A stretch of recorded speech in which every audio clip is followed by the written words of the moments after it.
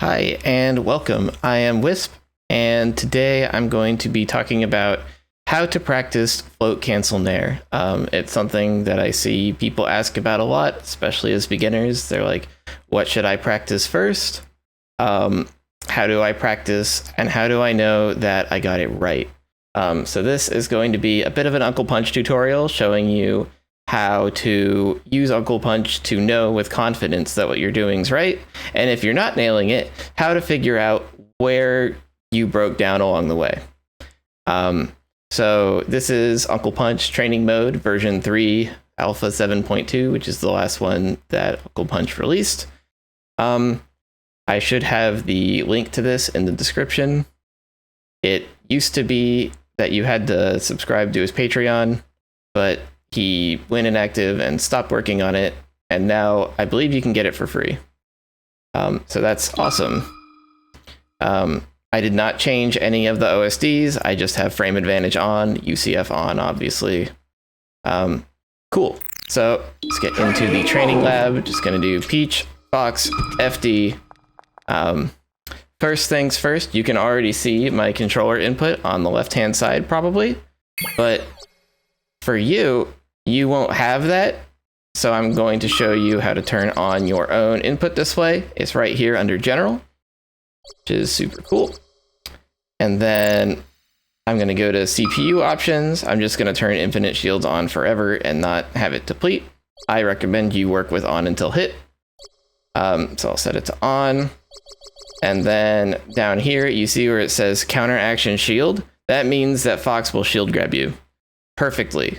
Every character in the whole game shield grabs on frame 7, or grab comes out in frame 7, and he's set to do it perfectly. Now, if you want to practice against a bad opponent, you could set this to like 1 or 2 frames to simulate someone being slightly late, but I recommend practicing against the best possible situation. Cool. You can also like set things up where Fox will wait until you hit his shield twice. Like if you want to practice someone responding after you do like shield, jab, jab, you could set it to 3 hits, so he'll do something after the second jab. It's fine, whatever. We're not going to use that today. Cool. Oh, and the last one is where it says behavior stand. That's what Fox is doing. We're going to set him to shield. So now he'll shield forever. I will hit down on the D-pad, which is the unclepunch shortcut to bring Fox closer in. I can hit right to save state it, and now I will float and I'll do a Nair, and you'll see it pops up at the bottom, 1 frame advantage. Now Nair in general, when you float cancel it, unless you're doing something fancy, should always give you 2 frames of advantage here, just like that. So here's an example, like if I don't fast fall it, -4. Makes quite the difference. So having Fox right here, I can practice Nair into grab, which I messed up. You see like that. So because I'm 2 frames advantage, that means that after I hit his shield, I'm actionable 2 frames before he is.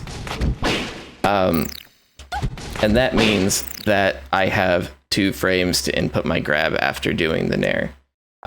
You can also do it with up air, -5 because I missed the fast fall. There we go. Up air should be 3 or 4 frames.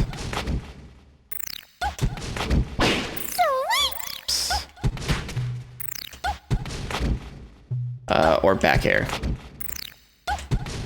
which should also be 3 frames perfectly. It's so hard to try to be frame perfect on camera.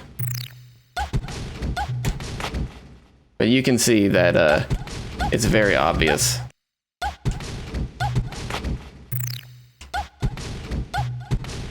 There we go.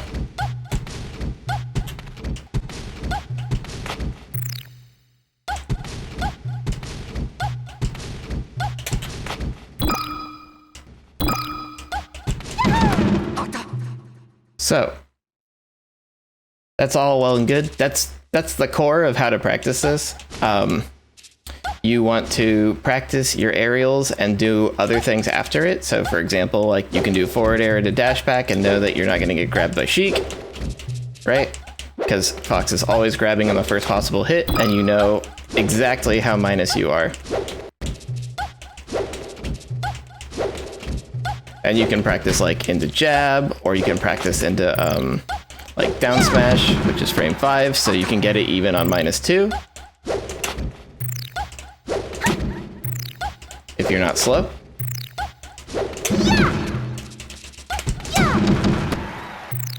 So, I recommend you practice like Nair into grab is like the one that comes up the most that you really, really need to know to make your opponent respect you. Like you should just be able to do this whenever. It's tricky, but once you get the hang of it, it's really quite simple. Up air and like back air grab is tough, especially back air grab, but you can do it. And I do recommend practicing it because it's really, really useful. Other things to do, I believe you can set the CPU's counter option to be like shine. There's no shine out of shield here, but you can do it in the reversal one, or you can use the recording setting to set that up, which I'll talk a little bit about, but I won't go into the whole setup. Because I really recommend you play around shield grab at first, because a lot of Foxes, especially as a beginner, aren't going to be doing frame perfect shine out of shield, which is fine. So, but everyone at a low level is going to be trying to like shield grab in not recommended places, and you really need to know what it looks like when you get it right.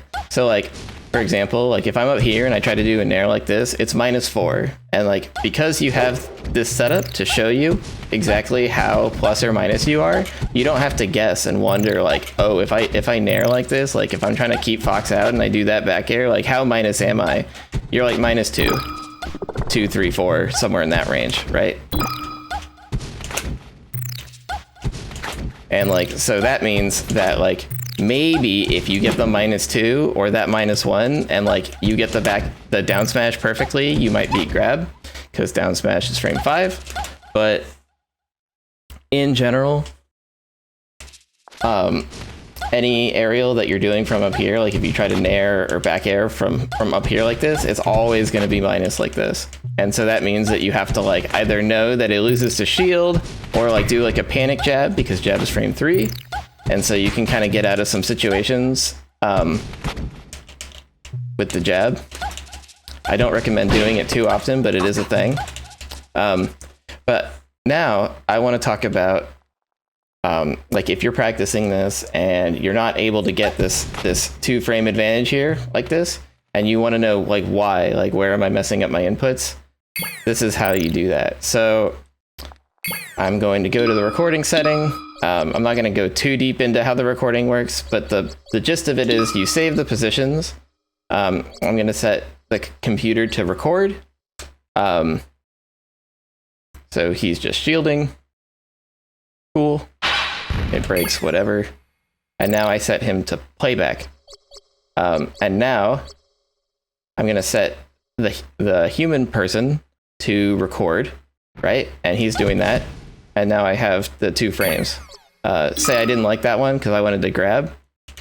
Oops. Cool. So now that I'm happy with that one, I can set the human to playback too. And now you'll see that it just happens exactly as I input it.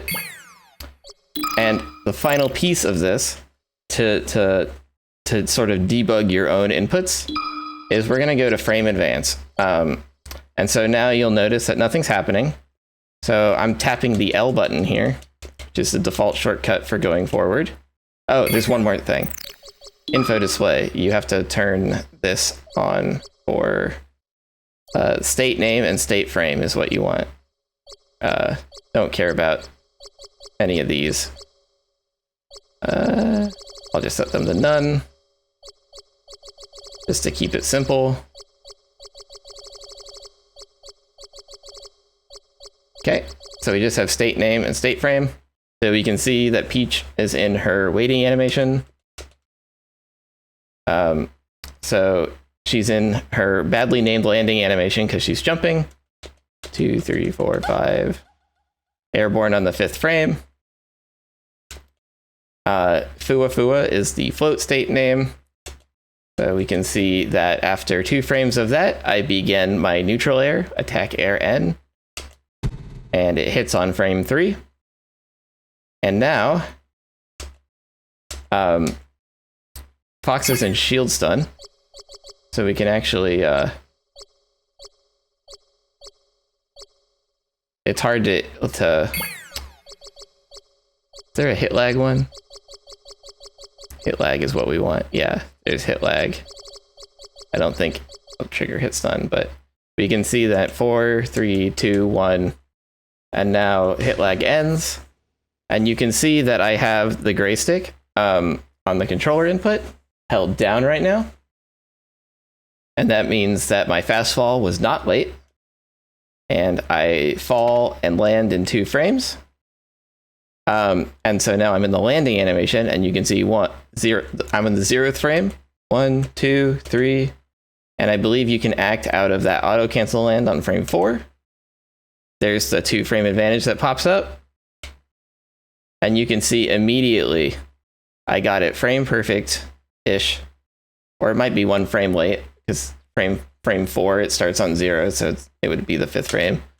You can see my grab comes out real fast. So like if you're missing your fast fall, or like you're jumping, or you're trying to do 2 nairs and you're not sure what input is getting sloppy, this is an amazing way to like go through your own inputs and figure out what's going on. If you hold L like this, it just